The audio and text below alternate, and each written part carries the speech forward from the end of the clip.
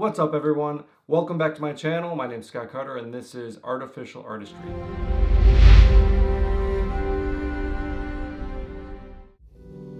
We're getting a blizzard right now, our first blizzard of the year, and so I'm kind of cooped up in here. I thought, why not make a video on how to use MidJourney? So let's jump right in. So if you go to midjourney.com, this is what you're going to see. It's kind of a confusing home screen, a little jarring, but you can click join the beta and sign up.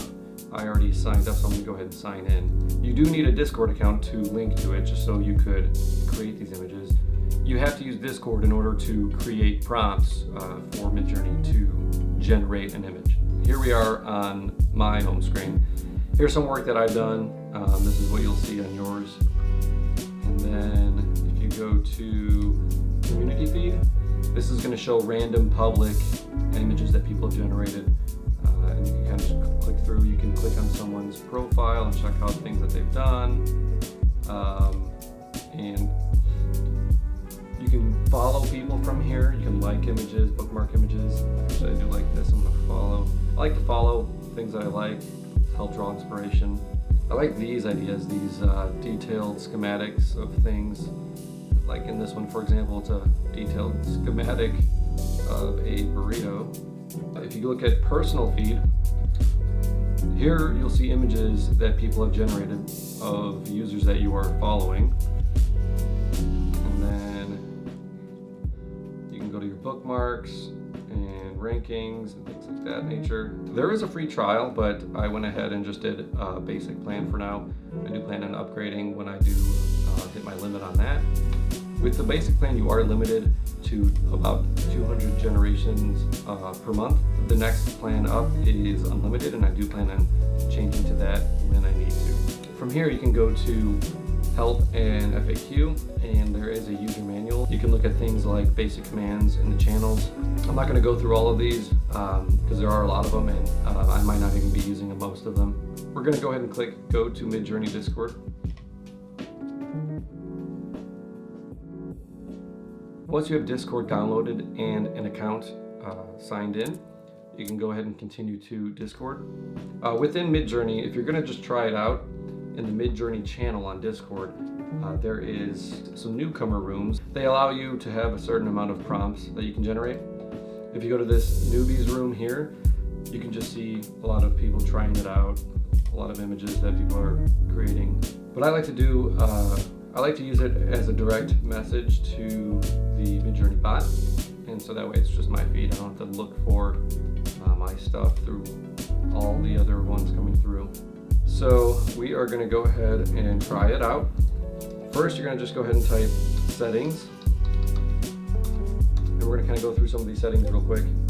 So after you pull up the settings, you're going to see MidJourney version 1, 2, 3, and 4. I'm going to leave it at 4. However, there are some limitations with the latest version.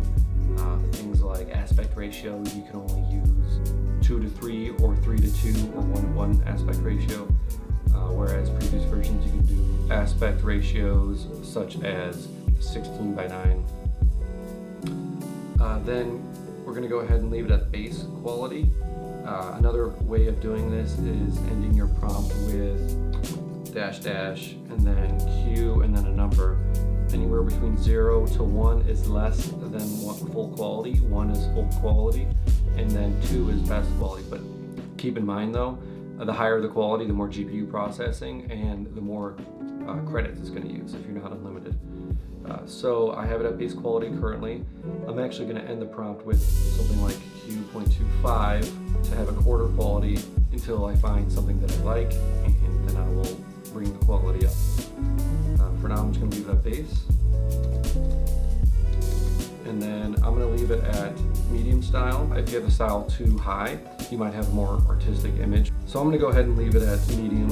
And then the upscale, when you have these 4 images, for example, you can choose one to upscale. That's what these are, U1, 2, 3, and 4. You can upscale 1, 2, 3, or 4. And when you do that, it'll upscale it to a larger image. And when you do that, a regular upscale is just detail work. And then there's a light upscale, better for things such as portraits.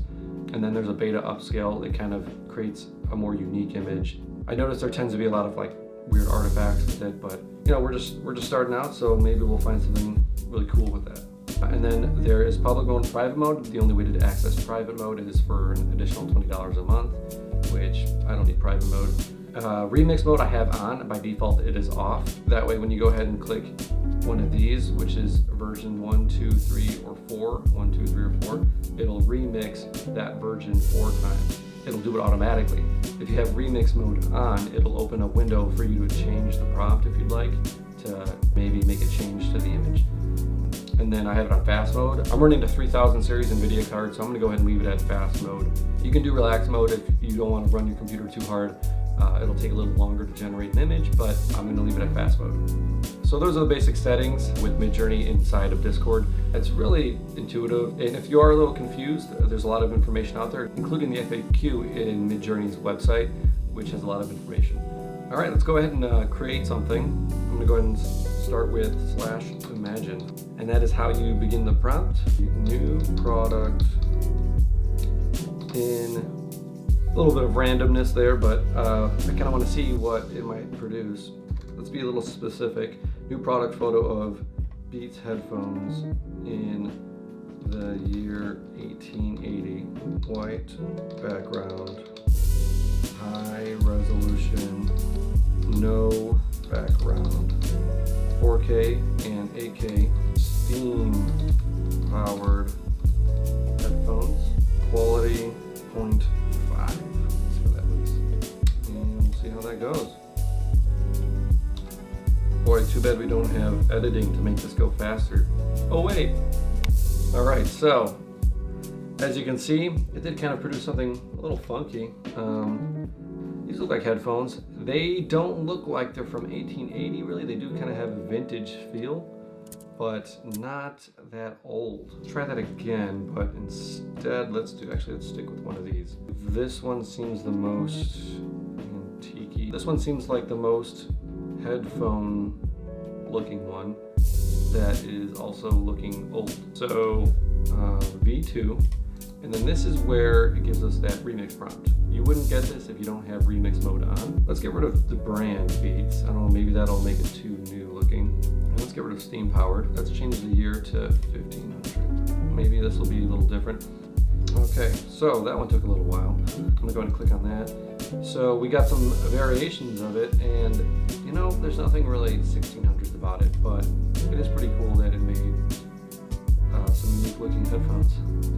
Okay, let's try something else, a little more artsy. Let's do a supercar photography, night light painting, because I know that you can do light painting on cars, but let's do it next to or underneath.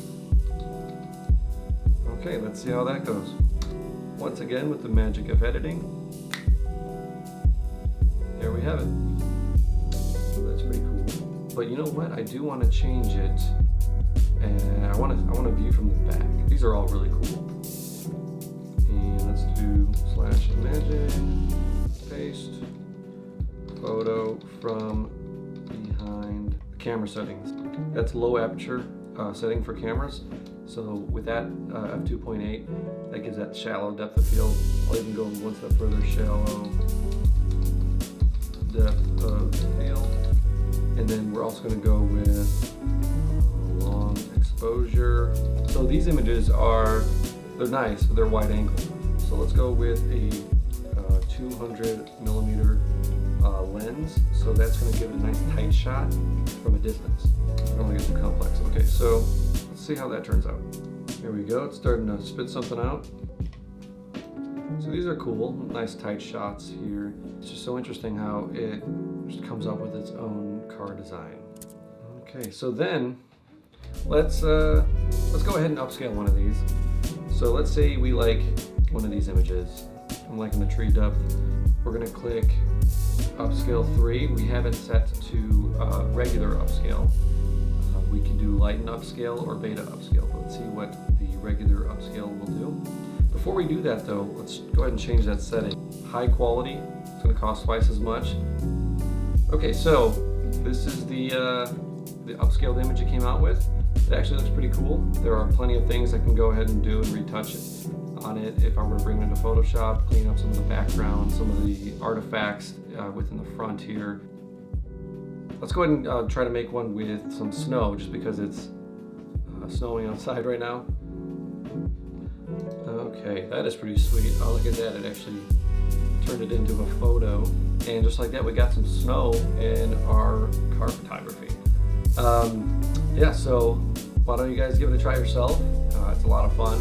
I'll continue to make videos like this. Feel free to subscribe if you want to see more. If you like this video, don't forget to smash that like button, and we'll see you on the next one.